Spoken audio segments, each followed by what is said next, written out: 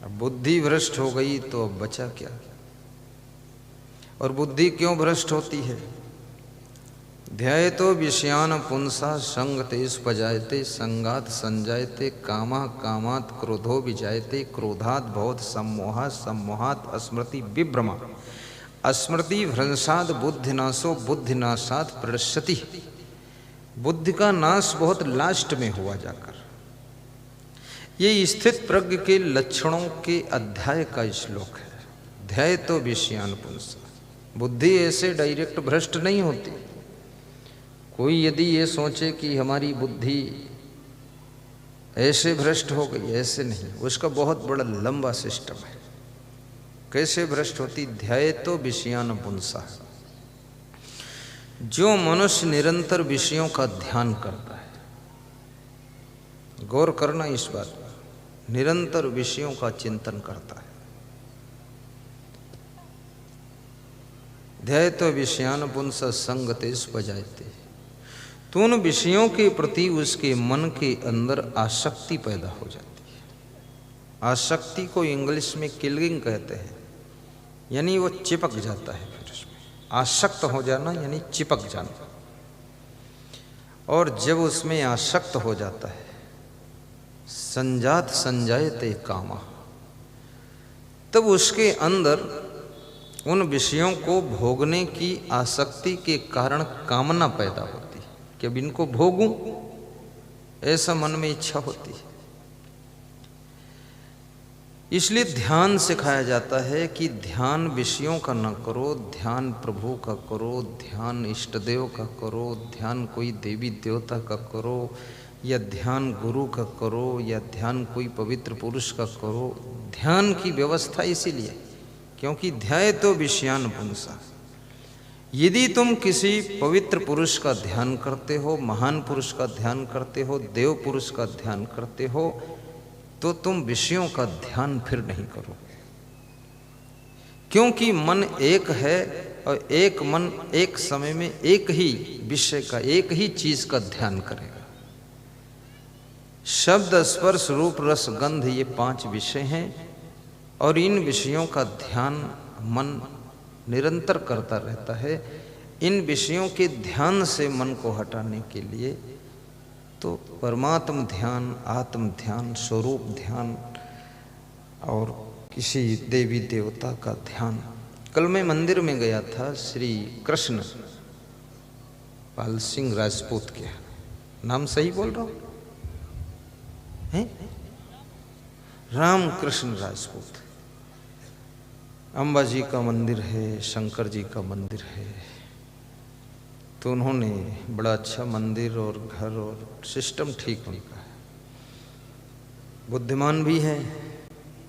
तो वहाँ मैंने देखा वो हर बात में यही बताते थे कि बस अंबा जी की कृपा है, माँ जी की कृपा है।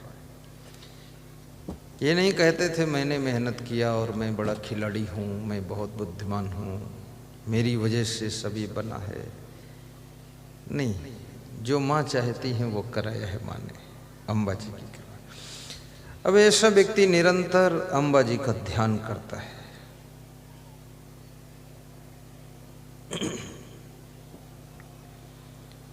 उनको मैं धन्यवाद देता हूँ।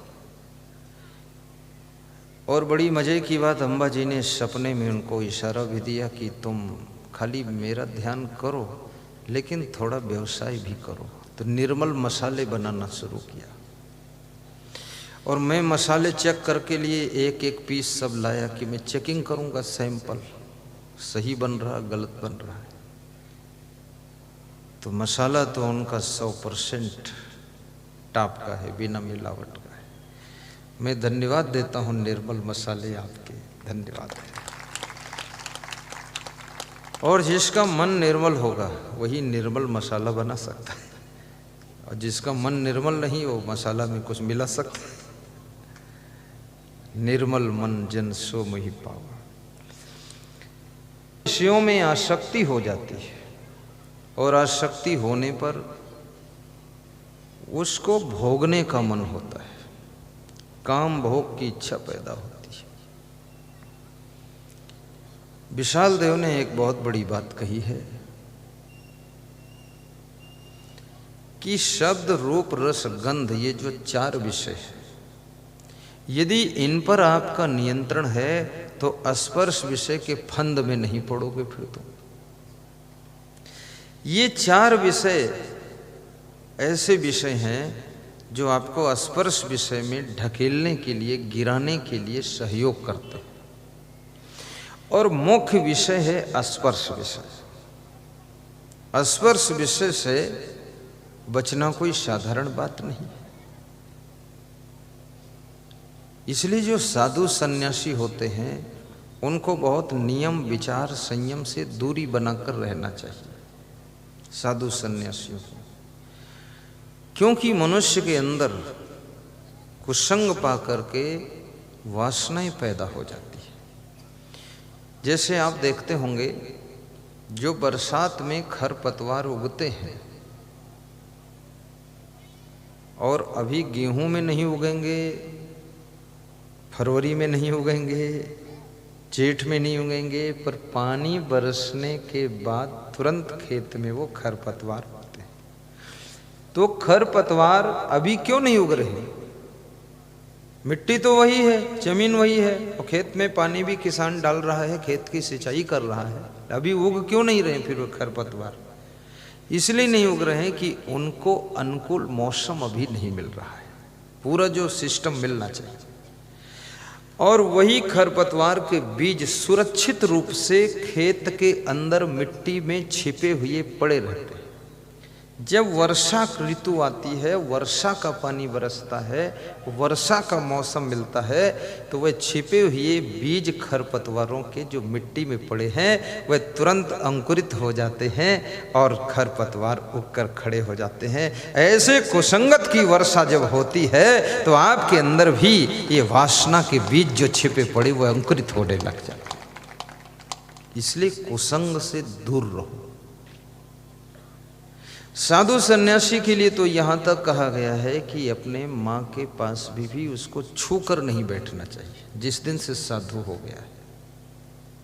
बहन को भी छूना नहीं चाहिए जिस दिन से साधु हो गया। मैं जब साधु नहीं था तो भी मैं साधु जैसा ही रहता था।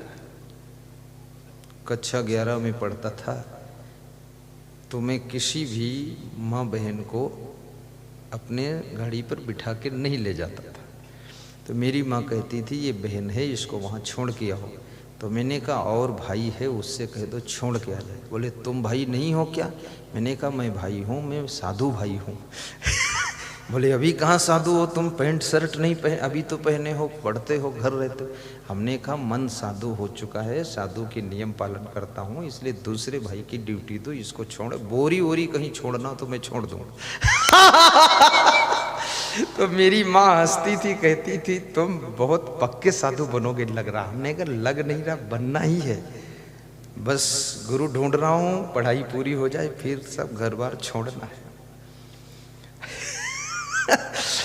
तो माता जी बहुत खुश होती थी और उसका मन था मेरा बेटा साधु बने और प्रवचन सुनाए, भजन सुनाए, 200-400 लोग उसका ज्ञान सुने। तो मैं साधु बना, प्रवचन शुरू किया तो 2-4 हजार 10,000 लोग सुनते थे। उसमें मेरे माता पिता भी आकर सुनते थे। तो मैं हंसता हूँ ज़्यादा, मेरी माँ नहीं हंसती थी, न पिताजी इतना ठहाका लगाते थे, लेकिन मैं लगाता हूँ। मेरा गुरु भी नहीं हंसता है, तो मैं हंसता था। तो माता जी हल्का मुस्कुराती थी। बात को मैं पूछता था आनंद आ गया आपको? बोले आनंद तो आप तो इतना हंसते हो। मैंने कहा कि देखो पक्का संत बना। बोले पक्का बने, लेकिन मैं सोचती थी 200-400 को सत्संग सुनाओगे, आप तो 10-20 हजार को सुनाते। मैंने कहा बनना ही है, सुनाना ही है, तो कुनमुन क्या करो, फिर लंबा चौड़ा काम करना चाहिए। तो साधु के लिए यहाँ तक नियम बताया गया। लेकिन कबीर साहब भी कहते हैं, मैं क्यों साधु की परिभाषा बताता हूँ, इसलिए बताता हूँ कि आपको भी पता होना चाहिए साधु के लक्षण क्या होते हैं। आपको पता नहीं होगा आप धोखा खा जाओगे। जो भी कपड़ा साधु जैसे पहने होगा आप कहोगे हाँ स्वामी जी स्वामी जी स्वामी जी, दंडवत दंडवत, वो तुमको दंड देगा। वो तो कुछ समझना है साधु को। तो वो साधु का लक्षण है। संगेत संजायते कामः। कामात क्रोधो विजायते। जब उसके अंदर भोगों की इच्छा पैदा होती है और भोग भोगने में जब बाधा पड़ती है, जो भी बाधक बनता है तो उसके ऊपर क्रोध आता है। आपकी कामनाओं में जब बाधा आती है तब आपके अंदर भयंकर क्रोध पैदा होता है। किसी प्रकार की कामना हो, ऐसा नहीं काम वासना की कामना, और भी कामनाएं बहुत होती हैं। धन प्राप्त करने की कामना है, जैसे चोर है, डाकू है, वो तुम्हारे घर में आता है चोरी करने, डकैती डालने के लिए, और धन की कामना है, धन प्राप्त करना चाहता है, तुम्हारा धन लेना चाहता है। हालांकि ये बेईमानी है, आपने मेहनत से कमा कर रखा तो तुम क्यों लेना चाहते हो? बेईमानी से लेना चाहते हो, दबंगई के साथ। तुम्हारे घर आ गया तो तुम क्या कहते हो? जो लेना है ले लो, लेकिन मेरी जान छोड़ दो। तुम बुद्धिमान हो। लेकिन कुछ लोग ऐसे होते हैं, भीड़ भी जाते हैं कि इतनी मेहनत से कमाया था और तुम धन मेरा ले जाओगे, तो मारपीट भी हो जाती चोरों से, डाकुओं से। और मारपीट में फिर चोर डाकू जो है गोली भी चला देते हैं, चाकू भी चला देते हैं, आपको भी मार देते हैं, और कभी कभी तुम उनको भी मार देते हो। अब जो पलड़ा भारी पड़ जाए तो वो क्यों मार देते हैं? क्योंकि धन प्राप्त करने की कामना में तुम बाधक हो गए, तो तुम्हारे ऊपर उनको क्रोध आ गया, और क्रोध आकर वो फिर मारपीट कर देते। ऐसे ही कृष्ण कहते अर्जुन, जिसकी कामना में, काम वासना में जो भी बाधक बनता है उसके ऊपर क्रोध आता है। देखो बुद्धि कब भ्रष्ट होती है, इसका बता रहा हूं। प्रसंग लंबा है, ये फर्स्ट बार सुना रहा हूं, इतना लंबा है। क्योंकि ज़्यादा गहराई से सूक्ष्म तत्व ज्ञान का सत्संग करो तो लोगों को नींद आने लगती है। ये बड़ी समस्या है, इसलिए मैं हा हा हो हे हो मैं कर देता हूँ। लोग समझते हैं असंग साहब को तत्व ज्ञान मालूम नहीं है। तत्व का भी तत्व मालूम है, मालूम क्यों नहीं होगा? इसीलिए तो संत बने हम, पूरा मालूम है। पर सुनने को तैयार रहो, धैर्य धारण करो। अब जब मनुष्य को क्रोध आता है तो क्रोधाद भवति सम्मोह, क्रोध के उत्पन्न होने से उसका जो मन है वो फिर सम्मोहित हो जाता है, यानी विवेक खो जाता है। क्रोधात बहुत सम्मोहात, सम्मोहात स्मृति विभ्रमा, और सम्मोहन होने से उसकी स्मृति में भ्रम पैदा हो जाता है। स्मृति फ्रेश नहीं रहती है, उसको फिर ज्ञानवान कुछ स्मृत नहीं रहता, याद नहीं रहता कि हमें क्या करना चाहिए क्या नहीं करना चाहिए, वो सब भूल जाता है।